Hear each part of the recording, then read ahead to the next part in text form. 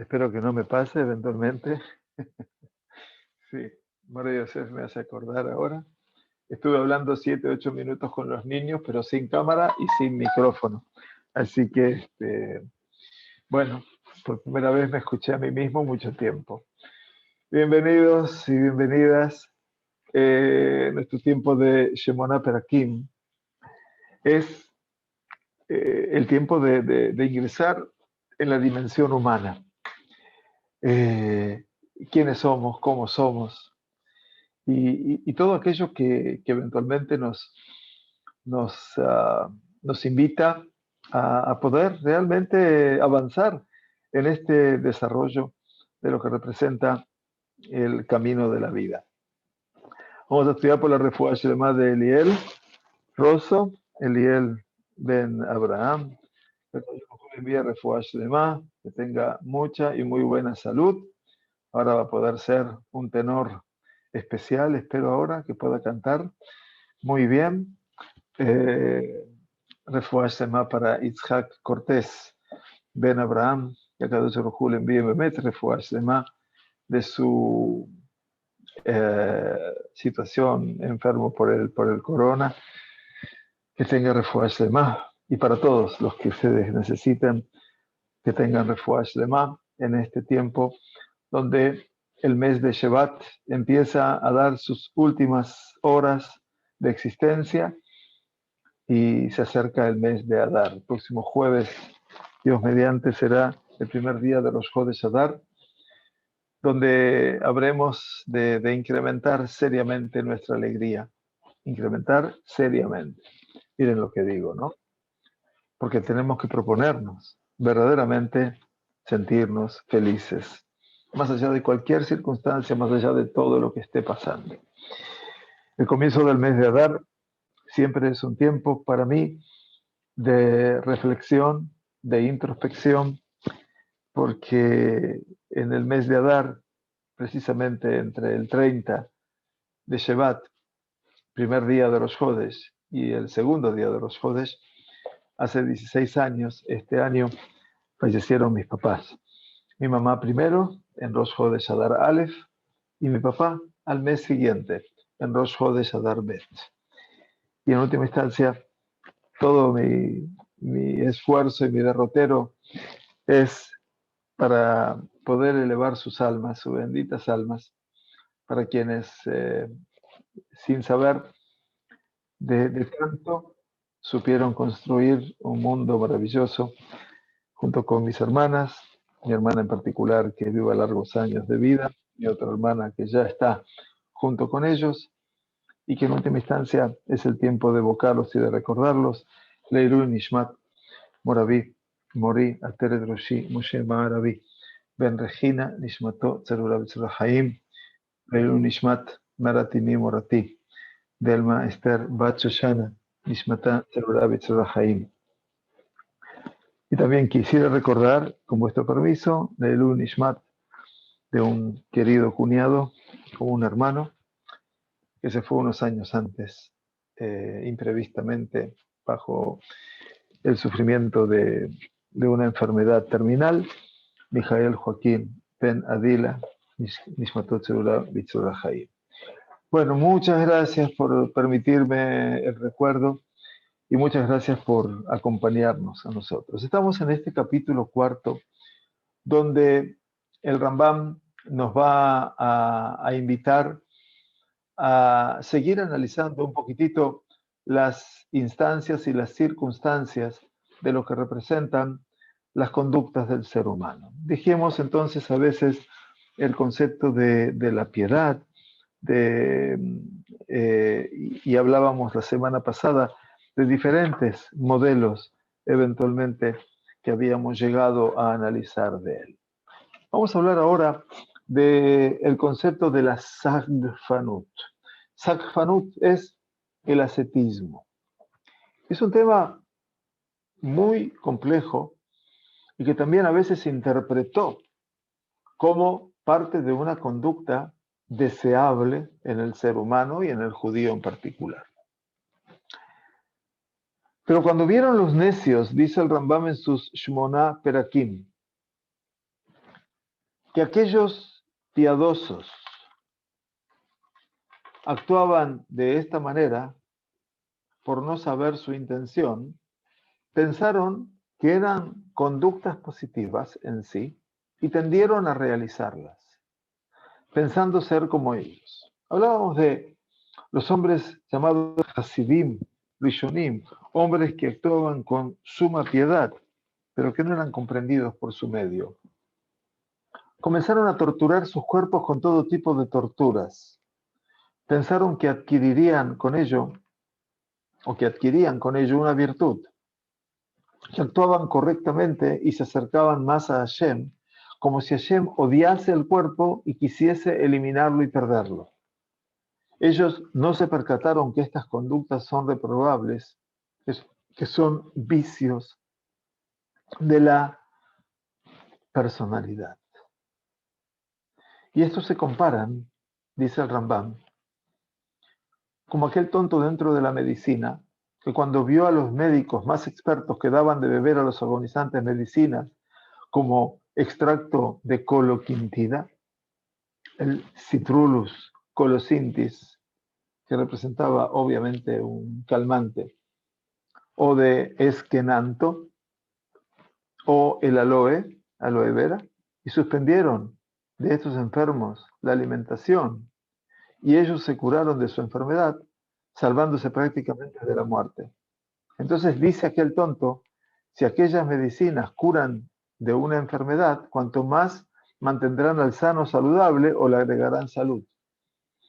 Entonces comenzaron por ende a consumirlas constantemente, comportándose como se comportaban los enfermos. De seguro que de este modo se enfermará sin lugar a dudas. Así aquellos que se medicinan cuando están sanos, sin duda se enferman anímicamente. Miren lo que dice Rambam. Es impresionante lo que el Rambam viene a traernos aquí. Esto que la persona por las dudas, ¿no? Toma una medicación. Vaya, esto del automedicarse aparecería como un concepto de la posmodernidad prácticamente. Y sin embargo, dice Rambam, algunos veían cómo la gente se recuperaba de sus enfermedades, ¿no? Enfermedades terminales. El Rambam menciona estos elementos porque el Rambam, quiero que sepan, había escrito un libro de más de 700 medicamentos naturales en su época. Saben ustedes. El Rambam, obviamente, descubría el poder curativo de las plantas y a partir de eso preparaba infusiones o preparaba también algunos polvos y de esa forma curó, para que ustedes sepan, nada más como curiosidad, al hijo de Saladino, de Salah ad-Din, el famoso monarca que estaba en Egipto, lo curó a su hijo de dos enfermedades que son prácticamente psicosomáticas, como las describe el Rambam en su momento, ¿no? Que eran las hemorroides en su momento y el asma bronquial. Y todo lo hizo a través de este tipo de medicación. Entonces, está hablando aquí, el Rambam dice por el contrario, la Torah que nos perfecciona, como testiguó quien la conoce, Torah Hashem Temimá, Meshivat Nafesh. La Torah de Hashem es perfecta, es íntegra, torna el ánimo, Meshivat Nafesh, nos devuelve el espíritu. Pikudei Adonai Yesharim Ben Samchei Lev. El testimonio de Hashem es confiable, hace sabio al simple. Nunca mencionó algo así, dice. En cambio, recomendó que sea la persona natural, insiste Rambam, yendo en el camino intermedio, que coma lo que es permitido comer equilibradamente, que cohabite lo que es permitido cohabitar equilibradamente, hablando de las relaciones maritales entre hombre y mujer, y beber lo que le es permitido beber equilibradamente. ¿Vieron la palabra equilibradamente?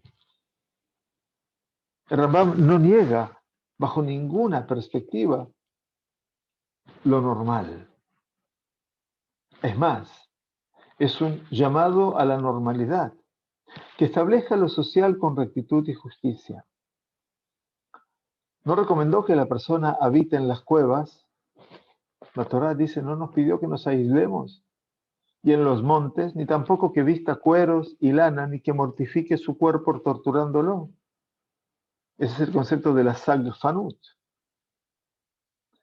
Y advirtió sobre esto, como está enseñado sobre el nazir. ¿Se acuerdan del nazir? El nazir, ¿quién es? Alguien que ha hecho un voto. Un voto de, llamemos, que se alejó del vino, se alejó de las uvas, se alejó de la carne. Ese es el nazir, un hombre o mujer que exprese su intención de hacer un voto de nazir y hará el Cohen con las tórtolas, una como ofrenda de pecado y otra como ofrenda de elevación, y lo expiará, pues pecó contra un alma. Quiere decir que cuando termina el periodo del nazirato, del nazir, tiene que traer un korban hatat. Sí, tiene que traer un sacrificio por la expiación, pues pecó contra su alma, contra un alma. Quiere decir que él se privó de algo que Akadosh Baruj Hu nunca lo privó. Por lo tanto, puede existir el nazir, ¿sí? De hecho existieron. Entonces la mamá de Shimshon, no podía tomar ningún tipo de licor, de vino o de lo que fuera. Y Shimshon no podía dejar que le corten su cabello. Eso también es un nazir. Pero eso ya viene decretado por Akadosh Baruj Hu como una condición esencial para que cambie la vida de la persona. Pero aquí, este nazir de repente un buen día dijo, yo me voy a alejar del vino durante 6 meses. Después de los 6 meses tiene que traer un corbán.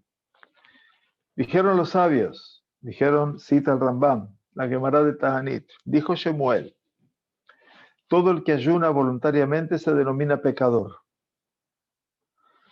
Probablemente sostenga, Rabbi Shemuel, como el Taná que enseñó. Rabbi Elazar Akafar, hijo de Rabbi, dijo, ¿cuál es el significado del versículo? Y lo expiará, pues pecó contra un alma, refiriéndose al Nazir, ¿sí? Estábamos viendo aquí arriba. Entonces dice, ¿contra quién ha pecado este Nazir? Dice la Gemara, contra sí mismo. Vaya, qué interesante. Pues se abstuvo de beber vino. ¿Acaso no es esto un argumento a fortiori? Como aquel que se priva del vino necesita expiación, así aquel que se priva de todo, cuanto más que necesitará expiación. Entonces es un proyecto, digamos, a fortiori. Fortiori significa calva homer. De un hecho leve aprendemos un hecho mucho más profundo. ¿Cuál es el hecho profundo? El hecho profundo que estudiamos aquí es muy importante y ese hecho profundo es si aquel que se priva de vino necesita expiación, aquel que se priva del todo, no esto, no esto, no esto, no esto, no lo otro, con mucha más razón. Por lo tanto, dice Rambam, ciertamente en la tradición recibida de los profetas, esto es, se la llama Kabbalah de los Nevi'im, Kabbalah Masoret, esa es la tradición de los profetas. Y en las enseñanzas de los sabios, todo esto es un proceso que nos viene acompañando oralmente, en paralelo a lo escrito. Aprendemos que se tiende a lo equilibrado y al resguardo del alma y del cuerpo, prestemos por favor atención, según lo encomendado por la Sagrada Torá. Por ejemplo, respondió Hashem por intermedio de su profeta a aquel que preguntó sobre ayunar un día en el año, si ser constante en esto o no, cuando le dijo a Zeharia, pregúntale a los Kohanim que están en el templo y a los profetas, ¿acaso lloraré en el mes quinto absteniéndome de comer como ya he hecho varios años? Interesante. ¿De qué estamos hablando aquí? Estamos hablando del profeta Zeharia. ¿Sí? El profeta Zeharia es un profeta que está viviendo eventualmente la época de la reconstrucción del pueblo judío. ¿Cuándo? Shivat Zion. Estamos hablando del momento en el cual se produce un escenario fundacional en el seno del pueblo judío. ¿Se acuerdan de Ezra? Sí, Shivat Zion, la proclama de Ciro, cuando le permite a los judíos, después de 70 años del exilio de Babilonia, de la destrucción del primer templo de Jerusalén, poder retornar a Judea para construir el templo. Así le había ordenado Dios a Ciro. Y Ciro, ni corto ni perezoso, por supuesto, inspirado por la voluntad del Creador, ordena a su pueblo, mi bajem, mi cólamo, quien entre vosotros de su pueblo, que se haga presente Beyal y que alcance eventualmente el momento culmine de poder llegar. Y así llegamos por distintos oleadas. Primero llegó Sheshbatzar de Babilonia, que era descendiente del rey Jehoiakim, y llegó Sheshbatzar con todos los utensilios del Bet HaMikdash. Bueno, no con todos, sino con muchos. Oro, plata, etc. Luego se hizo presente Zerubabel ben Shealtiel, que era el nieto de Jehoiakim, que vino junto a el Cohen Yeshua ben Yehotzadak, segunda ola inmigratoria. Para después, ya por el año 446, aproximadamente antes de la era común, 140 años después de la destrucción del Bet HaMikdash, llega Ezra a la tierra de Judea y ahí se produce la gran revolución.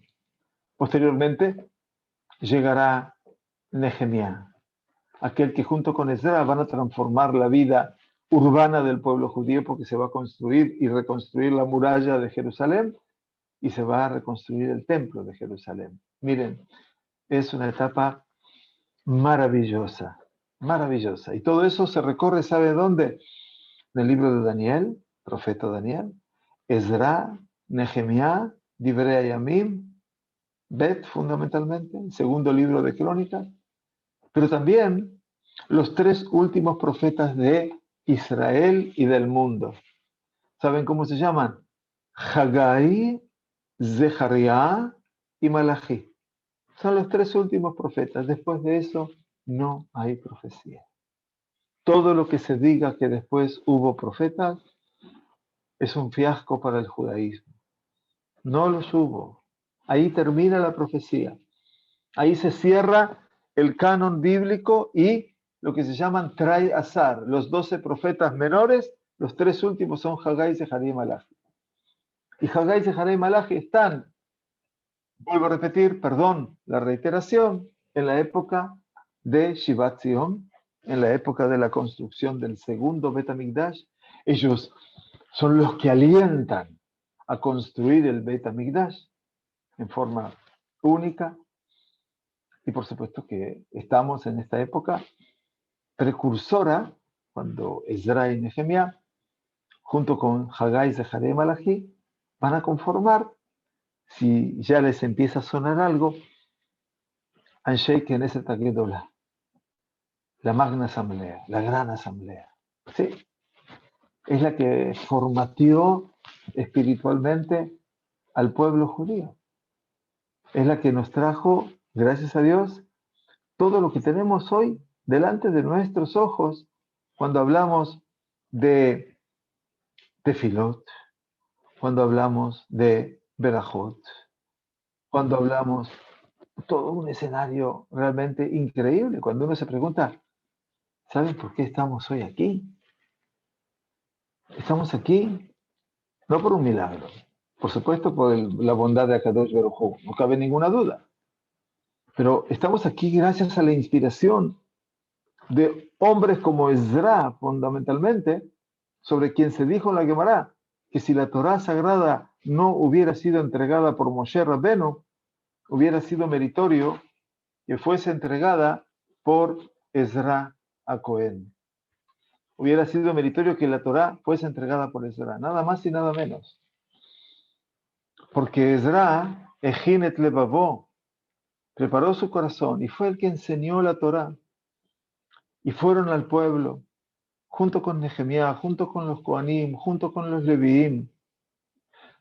Ellos sabían de que si un Bet HaMikdash fue destruido, ese segundo Bet HaMikdash que se estaba construyendo ahora también podía ser destruido. Pero había algo que jamás sería destruido, que es que si la Sagrada Torá era depositada en el hogar de los Yehudim, la supervivencia judía estaba asegurada. Y eso es lo que hicieron. Mamash, ellos se dedicaron a ese escenario tan particular en donde enseñar la Torá y educar al pueblo judío con la enseñanza de la Sagrada Torá, instalar la Torá en las casas, fue la meta de esta época. Esta época que va desde el año 516 antes de la Era Común hasta el año prácticamente, ¿saben quién? Shimon HaTzadik. Hasta el último de los hombres de la Gran Asamblea, año 330 y algo. Prácticamente tenemos un margen de 150, 170 años. Porque con Shimon HaTzadik llega Alejandro Magno. Ahí la historia ya cambia. Ahí llegan los griegos y bueno, todo lo que sigue. Pero espero que me sigan. Ahora bien, como estamos hablando aquí del valor de lo que representa el ayuno o no ayuno, nos dice el Rambam algo muy sugestivo y muy importante. Si hay preguntas, por favor, me interrumpen. No se puede interrumpir. No es mi caso en el cual no acepto preguntas. Por favor, y si hay alguien que quiere hacer un agregado, hay personas aquí que me alegra mucho poder saber que están con nosotros estudiando y que son muy inteligentes y que saben mucho más que yo también. Así que me gustaría que puedan opinar también. Si quieren decir algo, por favor. Ciertamente en la tradición recibida de los profetas, dice el Rambam, de los Nevi'im, que estos son los que forman, obviamente, un cuerpo legislativo. Ahí por ahí vino la tradición. Moshe Kibel Torah mi Sinai, Moshe recibió la Torah de Sinai, hablando ahora de Mahamad al Sinai, se refiere a la Torah oral, y la entregó Mesaral y Yoshua, la entregó Yoshua, Yoshua a las Kenim, Yoshua a los ancianos, Kenim la Nevi'im, a los profetas, y Nevi'im le han shaken ese tactulá. ¿Vieron? Este es el primer Pirkei Avot, hablando de Pirkei Avot. Y en las enseñanzas de los sabios aprendemos que tiendo a lo equilibrado y al resguardo del alma y del cuerpo según lo comendado por la Torá. Por ejemplo, Hashem responde por medio de su profeta, aquel que preguntó sobre ayunar un día en el año, si ser constante en esto o no. Claro, la gente que ha sobrevivido a la hecatombe de la destrucción del templo de Jerusalén, había un día al año, fuera de Yom Kippur, por supuesto. Estamos hablando aquí de un día que había que ayunar fuera de Yom Kippur, que ya sabemos que por la Sagrada Torá había que ayunar. Pero este día del año era el 9 de Av. Se preguntaba si ser constante en esto o no. Cuando le dijo a Zeharia, pregúntale a los Kohanim que están en el templo y a los profetas, ¿acaso lloraré en el mes quinto? ¿Se dieron cuenta? ¿Mes quinto cuál es? Nisan, Iyar, Sivan, Tamuz, Av. El mes quinto es Av. ¿Acaso lloraré en el mes quinto absteniéndome de comer? Ya he hecho varios años. Claro, los judíos exiliados a Babilonia se fueron con la carga emocional de la destrucción del templo y se llevaron su 9 de Av ayunando. La profecía de Zeharia responde a Hashem diciendo, diles a todo el pueblo y a los Kohanim. Presten atención a lo que le dice Hashem al pueblo. Cuando ayunaron y lloraron en el mes quinto y en el séptimo, este es el Tzom Gedaliahu, por la muerte de Gedaliahu ben Ahikam, durante 70 años, que es lo que duró el exilio de Babilonia. Dice Hashem en boca del profeta, ¿acaso ayunaron por mí? Cuando comen y beben, ¿acaso no son ustedes los que comen y los que beben? Muy fuerte, ¿no? O sea, que en última instancia, Akadosh Baruj Hu está cuestionando al pueblo que vienen a hacer una pregunta aquí, si seguimos ayunando por la destrucción del templo.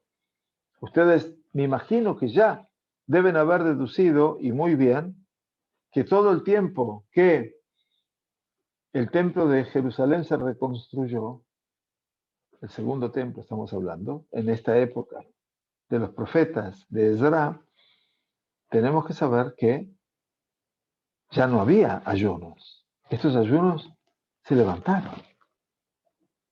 Se destruyó el segundo templo y todo volvió a su lugar. Por eso el profeta Zeharia nos dijo que el ayuno del mes cuarto, el ayuno del mes quinto, el ayuno del mes séptimo, el ayuno del mes décimo, ayuno del mes cuarto, Nisan, Sivan, Iyar, Tammuz, 17 de Tammuz. El ayuno del mes quinto, Av, 9 de Av. El ayuno del mes séptimo, Elul, Tishrei, 3 de Tishrei, Tzom Gedaliahu, el primer magnicidio de la historia judía. El ayuno del mes décimo, Heshvan, Kislev, Tevet, 10 de Tevet, el comienzo del sitio a Jerusalén, se van a transformar para la casa de Israel en días de júbilo y de alegría. Así dice el profeta Zeharia. Es fantástico. En algún momento volveremos a estar felices en esos días. Ya no vamos a ayunar más. Ni el 17 de Tammuz, ni el 9 de Av, ni el 3 de Tishrei, ni el 10 de Tevet. Son ayunos que se van a levantar. Y por eso Kadosh Baruj Hu le pregunta al pueblo de Israel, cuando ayunaron y lloraron en el mes quinto y en el séptimo durante 70 años, ¿acaso ayunaron por mí? ¿Hicieron por mí el ayuno? ¿O el ayuno representa un escenario de arrepentimiento sincero porque lo que me pasó por mí? No porque fue una desgracia. Yo fui el causante de esa desgracia. Y así le pregunta entonces a Kadosh Baruj Hu, cuando comen y beben, ¿acaso no son ustedes los que comen y beben? O sea, al final de cuentas, ¿de qué estamos hablando? Le dice a Kadosh Baruj Hu al pueblo. Y luego les encomendó que se comportaran con justicia y virtud solamente y no ayunar. Quiere decir, Kadosh Baruj Hu dice el profeta Zeharia, así habló Hashem de las legiones diciendo, Hashem Tsebaot, juzguen, shiftu emet, juzguen juicios verídicos, verdaderos, bondad y piedad hagan uno con otro. No exploten a la viuda, ni al huérfano, ni al extranjero, ni al pobre, y no piensen en dañarse uno a otro. Y dijo después, profeta Zeharia, así dijo Hashem, de las regiones, el ayuno del mes cuarto, del mes quinto, del mes séptimo y del mes décimo se convertirán para Yehudá en gozo y alegría y festividad. Beha emet, beha shalom, ehabu, amad, la verdad y la paz. Wow, maravilloso. Esto es lo que dice Rambam. Esta es la solución a nuestra crisis. La crisis es no gastarnos la vida en ayunos. No, no, no. La crisis se supera haciendo juicios, shiftu, mishpat, emet. Hacer el gesed uno con el otro. Defender a la viuda y al huérfano, al ger, al pobre. Eso es lo que Akadosh Baruj Hu quiere, porque eso va a ser lo que ponga en marcha el escenario moral del pueblo judío. No el ayuno. El ayuno es lo que menos ayuda. El ayuno solamente es una muestra, es una demostración, pero no debe ser el fin, es el medio, nada más. Y por eso termina el profeta Zeharia diciendo, Behaemet Beashalom Ehabu, la verdad y la paz habrán de amar. Dice Rambam, has de saber que la verdad son las virtudes intelectuales, ya que son verídicas y no cambian, como ya dijimos en el capítulo segundo. Y la paz son las virtudes éticas, pues a través de ellas se alcanza la paz en el mundo. Qué importante, ¿no? Esto es para poner en un recuadro. la verdad y la paz. Estos son todos los elementos que forman parte de nuestra realidad circundante, de todo lo que está pasando con nosotros, dice el Rambam, y de cómo habremos de superar, obviamente, el entorno de lo que representa el concepto de la vida del pueblo judío.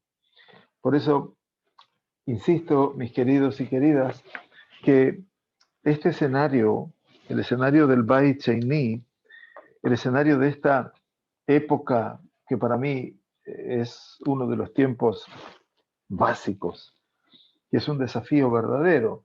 En distintos ámbitos estamos estudiando, gracias a Dios, al libro de Ezra en el Bet Knesset de nuestra comunidad.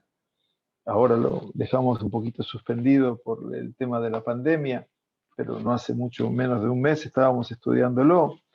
En otros ámbitos aquí estudiamos también acerca del profeta Daniel. Entonces, de una u otra manera, tenemos que entender que esta etapa del Beit Sheini es una etapa muy, muy importante. Quiero ir un poquito a los comentaristas de este tema y, como vimos aquí, contra respecto al tema del ascetismo, la Sagfanut, el Rambam nomás sale a poner un límite muy marcado contra el ascetismo y le dedica, obviamente, como vimos aquí, estoy hablando ahora de los comentaristas del Rambam, los sabios que nosotros estudiamos a lo largo de esta semana, particularmente Rab Rabinovich, Rab Abiner en algunos casos, en Marana Rav Kook también. El Rambam entonces sale en contra de toda esta dimensión del ascetismo y le dedica, obviamente, un aspecto principal, una aclaración principal. Se basa en el supuesto que Akadosh Baruj Hu dice, no odia el cuerpo y que no quiere que el cuerpo se eche a perder. No. Es verdad que a veces hubo profetas, así como hubo Hasidim, hombres piadosos, que verdaderamente actuaron en contra de sus cuerpos. Y Rambam en sí trae algunos ejemplos para ello, como Bene Rehabim, como los hijos de los Rehabim, que no bebieron vino, e Irmiyahu Anabí, Shibbeham, y el profeta Jeremías los había alabado. Y también Eliyahu Anabí, que se vistió con cintos de cuero, quiere decir para mostrar, en este caso, para demostrar el duelo. Quiere decir, esa ropa es una ropa ordinaria y no una ropa cómoda. Hubo profetas, dice Rambam, que vivieron en los desiertos, o por lo menos querían vivir en el desierto como Irmiá. Mi iteneni bamidbar, dice el profeta Jeremías en su capítulo 9. ¿Quién me pondría a mí en el desierto? Y todo esto, obviamente, es correcto, pero todos estos se sometieron al ascetismo no porque vieron en el ascetismo un valor en sí mismo, sino como un medio para un objetivo diferente. Como por ejemplo el Hechsher Mitzvah. Quiere decir la optimización del recurso del cumplimiento de una mitzvah. Y Rambam entonces nos ayuda a comprender este concepto y nos dice, Ein mitzvah libnot sukkah, ela yesh mitzvah lashevet basukah. No hay una mitzvah de construir una sukkah. Hay una mitzvah que dice que debemos sentarnos en la sukkah. El sukkah. Entonces dicen los jajamim, tú no tienes una sukkah, asembleará, tzarich libnot sukkah. Si no tienes una sukkah, no te queda otra opción, que tienes que construir una sukkah. Así nos dice la Gemara de Makot. Para construir la sukkah no hay un valor en sí mismo, sino como un medio para llegar a un objetivo. Lo mismo pasa con estas situaciones de siguf. Siguf es someter al cuerpo a un sufrimiento determinado. como se ha explicado anteriormente. Una persona que está enferma y tiende hacia un lugar, tiene que a veces ir hacia la dirección opuesta extrema. No que la dirección opuesta extrema tenga un valor por sí mismo, sino que es un medio para poder volver a un estado de equilibrio. Esto es lo que hablaba el Rambam. ¿Acaso fue dicho, pregunta el Rambam, que los profetas y los Hasidim tenían enfermedades? Fue dicho que no tenían, mejor dicho, enfermedades. Sí, de acuerdo a su nivel, porque Akadosh Baruj Hu medakdek im sevivav kejuta se'ara. La Gemara nos dice que Akadosh Baruj Hu es riguroso con todos quienes le rodean como un fino cabello. Dice, y si nosotros, explican los comentaristas del Rambam, si nosotros, las personas simples, solamente cuando hemos quebrado un poquitito el equilibrio y ese mínimo desequilibrio nos lleva a algo grave, precisamente entre los profetas y los hasidim, los hombres piadosos, una desviación pequeña, pequeña, pequeña, la más pequeña de todas, habrá de dejar en ellos un sello particular. Y esto es lo que Maran Rav Kook escribe, y aquí se cita a Rav Kook, que existen hombres justos, excelsos, supremos, que sienten una necesidad poderosísima de hacer teshuvá cuando tienen instantes de alguna carencia que sienten con respecto a su vínculo de fusión con lo divino. Y no solamente eso, sino por sobre todas las cosas tienen instantes, dice, que también aunque esa fusión esté rellena, repleta solamente desde un lugar de temor solamente y no de amor, o solamente de amor y no de temor, ellos sienten que si no lograron llegar a esa fusión con lo divino en forma absoluta, entonces su alma tiene una sensación de carencia y todo su deseo íntimo, toda su verdadera vocación es poder aferrarse a esa teshuvá excelsa de poder unirse a su creador. O sea que a veces el mismo hombre siente que tiene una falla dentro de sí. ¿Veis tzadikim elionim otioter? Hay personas que son tzadikim elionim, muchos más elevados. Shedebekutama elokit memuzeget tamid beavat Hashem ubeirato. Donde dice Rav Kook que esa fusión, esa unión que tienen con su Kadosh Baruj Hu siempre está retórica, abrevada del amor a Dios y de su temor. Y de repente esta gente siente algún desequilibrio en el sistema de esa fusión con el Creador tan pura que ellos tienen. Aún cuando ellos puedan cotejar el temor y el amor,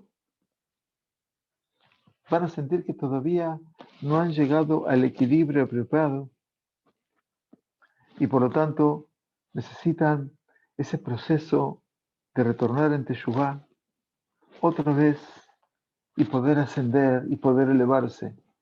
Rav Kook dice esto en Orot a Teshuvá. Toda la colección de libros de Rav Kook se llaman Orot, luces, porque todo lo que hace Rav Kook, aún con un lenguaje muy complejo, es echar luz, porque finalmente necesitamos encontrar una luz clara y habla de la luz de la Teshuvá. Por lo tanto, a veces estos hombres justos, piadosos, sufren verdaderamente si no logran hacer Teshuvá. Por lo tanto, dice el Rambam, lo que podemos desprender de todo esto, que Kadosh Baruj Hu es muy riguroso con los tzadikim, como el fino cabello, inclusive con el cumplimiento de mitzvot y también con respecto a la característica de sus midot, de sus atributos o cualidades. Nos propone el Rab con un ejemplo simple. Si nosotros construimos una edificación baja y la base está algo inclinada, no va a pasar nada. Pero si la construcción es de muchos pisos altos, es muy alta, mejor dicho, y la base está algo inclinada, entonces todo el edificio está en peligro. Por eso, los grandes tzadikim, los grandes hombres justos, dice el Rambam, en este caso, y los profetas vieron una necesidad de lintot, midere haemza, de correrse del punto intermedio, uleistagef, y a veces hacer condoler su cuerpo, lo lejol, no comer o no beber, levantarse por las noches, en la madrugada, alejarse de los hombres a veces, habitar en las montañas y en algunos lugares ocultos y aparte. Eliyahu Anabí es el ejemplo clásico en nuestro Tanaj, pero no es el modelo a imitar, es el modelo a analizar, a comprender por qué. Porque cuando uno vive en una sociedad a veces enferma, es el llamado a poder correrse de ese lugar.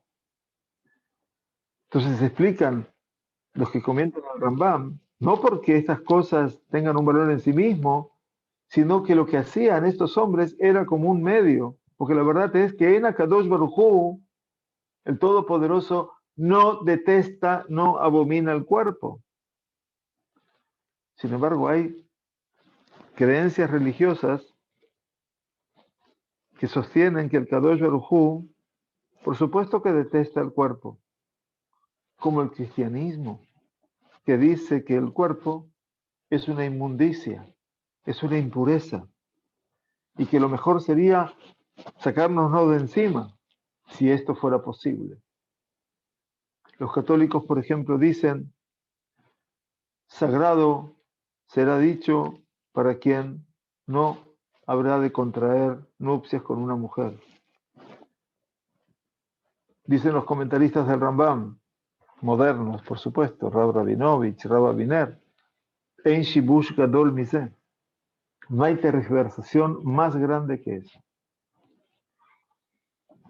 La pregunta que le hacen aquí, y en este caso es una pregunta que le hacen a Rab Abiner y que me parece importante que la podamos explicar también aquí a ustedes. Le preguntan al Rab Abiner, Shlomo Abiner Shlita.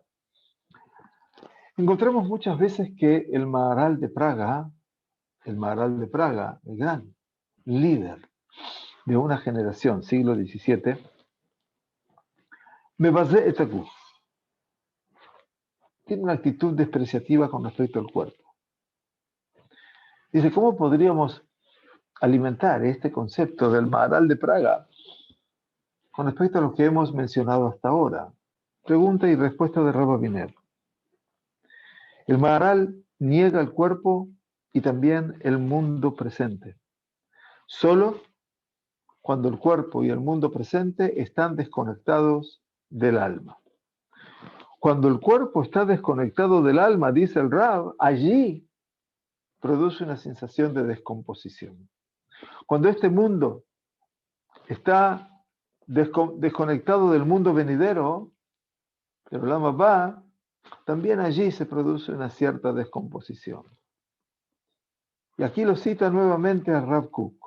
Dijo Rav Kook, hay personas que tienen ideales sociales, cuyo tema fundacional en la vida es ese tikkun, esa posibilidad de corregir la vida social, con todo tipo de corrientes socialistas.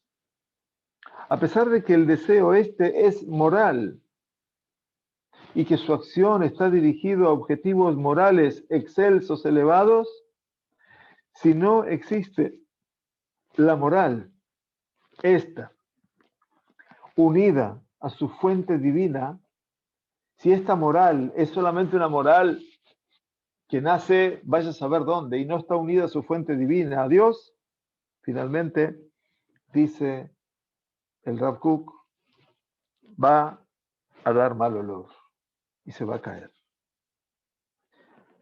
Las cosas bajas, aunque tengan algún valor, si están desconectadas de las cosas más elevadas, finalmente se echan a perder. Así escribe el Rav Kook, que este fue, ¿saben qué? El pecado, la transgresión de Nadab y Abiú. ¿Se acuerdan de Nadab y Abiú? Los dos hijos mayores de Aarón. Quedaron después Eleazar e Itamar. Nadab y Abiú cometieron ese error. Eran hombres sagrados. Bikrová y Kadesh. Así dice Kadosh Baruj Hu en el libro de Vaikra. En mis cercanos me habré de santificar. Son cercanos a Dios. Estaban en un nivel elevado de Kedushá, de santidad. Pero hay niveles muchos más elevados y ellos se desconectaron de ellos. Como dijeron los Jajamim, Horu alajá bifnei Rabam. Dice la Gemara de Erubim que uno de los motivos de la muerte de Nadab y Abiú fue porque enseñaron alajá delante de sus maestros, Moshe Rabbenu y su papá Aarón.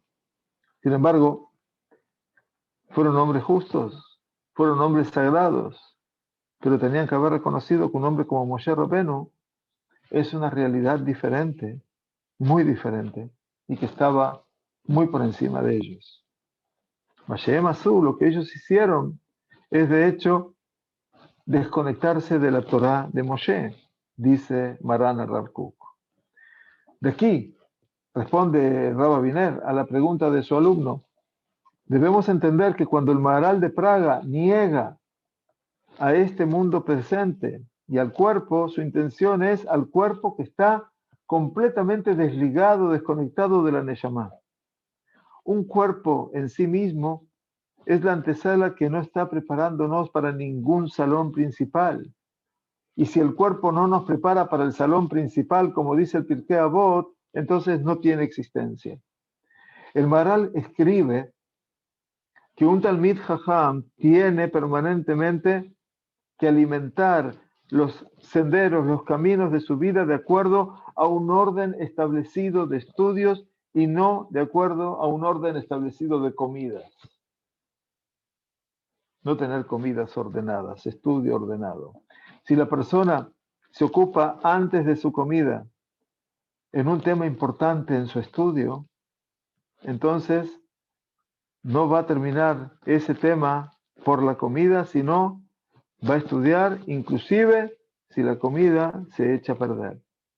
El Maharal, él podía darse ese gusto de pensamiento. El Maharal sostiene que no estamos hablando aquí de fenómenos acerca de la esencia de las cosas, la esencia de las cosas. No que la comida de un Talmid Jajam tenga que estar siempre en mal estado, descompuesta, fría, lo que fuera. No, sino que siempre tiene que haber una predisposición emocional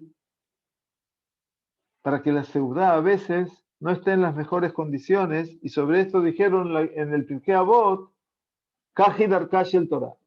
Así es el camino de la Torah, que dice el Pirkei Avot, Pat bemelach tochal, que a veces nos toca comer pan con sal.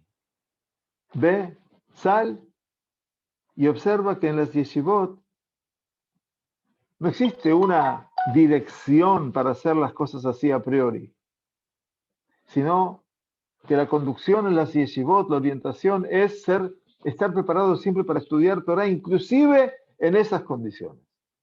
Ese es el camino del Maharal de Praga, que habló acerca de la esencia de las cosas y no precisamente que así hay que actuar de hecho. Un ejemplo más, antes de finalizar. La Gemara dice que Paró, la Gemara cuenta en Moed Katán, que Paró, Govó Amá, Bejole Barab Amá. Medía 50 centímetros y todos sus órganos también 50 centímetros. O sea que era diminuto. Dice el Maharal que hay muchas personas que se quejan de esta Agadá, El Maharal es un defensor de los Midrashim, es fantástico. Tuvimos un año completo en la casa de la familia Lasser, y que tengan buena salud, estudiando la defensa del Maharal de los Midrashim. El Maharal dice que hay personas que se quejan de esta gada. ¿Cómo puede ser que el faraón tenga 50 centímetros de altura? Porque desde el punto de vista de la biología es imposible que haya una persona de ese tipo. Pero eso explica que Hazal, nuestros sabios de bendita memoria, tuvieron la intención de decirnos que Paró era así desde el punto de vista de su esencia y no de su físico. Porque de esta perspectiva, que todo ser humano fue creado a nivel natural, o sea, eso obviamente evita que no pensemos que físicamente era un hombre normal. Por lo tanto, está diciendo que esencialmente, la esencia del faraón era un hombre de 50 centímetros. Era un pequeño realmente. Por lo tanto, no es un intento de aborrecer el cuerpo a priori. Si una persona estudia Torah, está premiado en su tiempo y duda si entre el estudio y una comida completa, debería preferir el estudio sobre la comida completa. Pero no existe ningún valor en sí mismo de una comida maloliente por amor a Dios.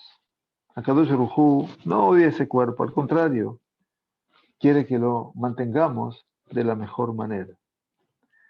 Y por eso dice nuestro comentario, una medida de resumen, mientras tanto, hasta la próxima clase. El punto fundamental teológico, halágico, es que el cuerpo no es malvado, no es malo y que no tiene ningún sentido destruirlo. Segundo, hay tzadikim elionim, hay personas sumamente elevadas que actuaron con su cuerpo, deprimiéndolo, no como un valor en sí mismo, sino como un medio para otro objetivo. Como Irmiau, el profeta Irmiau que desea mi teneni bemidbar malon orjim. Así como dice Irmiau, ¿quién me daría para mí, para mi cuerpo, estar en el desierto? Esto es porque en el centro, dentro de Israel, toda la espiritualidad de Israel que vivió el profeta Irmiau estaba todo tan disminuida, estaba tan destruida, estaba tan arruinada, que ya no tenía la forma de sostenerse dentro de todas esas apariencias y situaciones engañosas. En una situación así, ya sin opción, para no sentir daño alguno, entonces el profeta expresa que quiere ir al desierto, pero no es el ideal vivir separado, desconectado de la sociedad. Ese es el principio, y él debería agregar a partir de eso y construirse.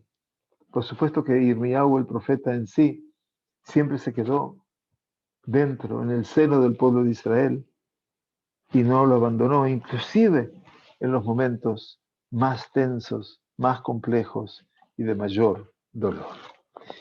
Bueno, todo esto por supuesto sigue por poder resolver todos estos caminos que nos parecen realmente importantes aprender y aprender sobre nuestras fuentes. Pero bueno, el tiempo también no nos ayuda a hacer todo lo que queremos, pero por lo menos tratamos de enseñar de la forma más extensiva posible. Vamos a continuar con esto, obviamente, hasta llegar ya al final, que es el final de este capítulo cuarto, como ustedes van a ver, y vamos a ver la santidad, que es el último punto, eventualmente, y llegaremos ya al capítulo quinto, que es este camino aquí, que vamos a empezar a ver a partir de, calculo, la semana que viene, con favor de Dios. ¿Sí? Bueno, muy bien. Mis infinitas gracias por estar con nosotros eventualmente, por poder estudiar, por poder comprender, por poder ayudarnos a crecer en el conocimiento. Que tengamos buena salud ante todo, que nos podamos ver pronto aquí, en casa, en Eretz Israel, y que tengamos suerte, mucha suerte y mucha tzlajá. Refuah Shema para el querido Eliel, ante todo y por sobre todo, y que, bueno, nos encontramos a lo largo de la semana con favor de Dios. Muchas gracias a todos. Muchas, muchas, muchas gracias. Gracias a todos por estar con nosotros, Bemet. Muchas gracias.